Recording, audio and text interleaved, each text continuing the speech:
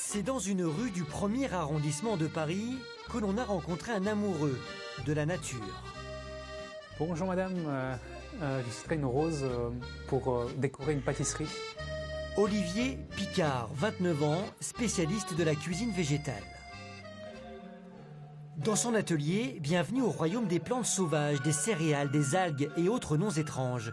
Juniperus communis pour le genévrier, Dilsea carosa ou encore Enteromorpha, joliment appelé cheveux de mer, une véritable armoire à saveurs. On a vraiment des multitudes de saveurs qui ouvrent vraiment des possibilités très larges de recettes. Voilà. Et quand le cuisinier se met à parler de végétaux, vous ne l'arrêtez plus à la découverte des trésors de nos jardins.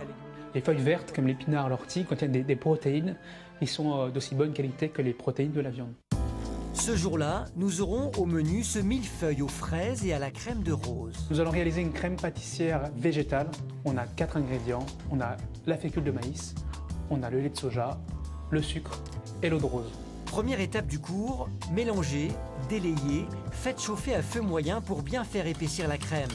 Posez l'ensemble sur une plaque, après l'avoir refroidie, et fouettez-la vigoureusement pour la rendre la plus légère possible, et voilà le travail. Traditionnellement, c'est du jaune d'œuf, du lait de vache, de la farine ou de la fécule. Pour moi, en fait, on peut supprimer le jaune d'œuf, je ne vois pas quoi ça sert. Donc moi, je garde que les ingrédients pour moi qui sont utiles. Donc là, on a une crème pâtissière végétale. Voilà, tout à fait végétale, sans aucun produit animal.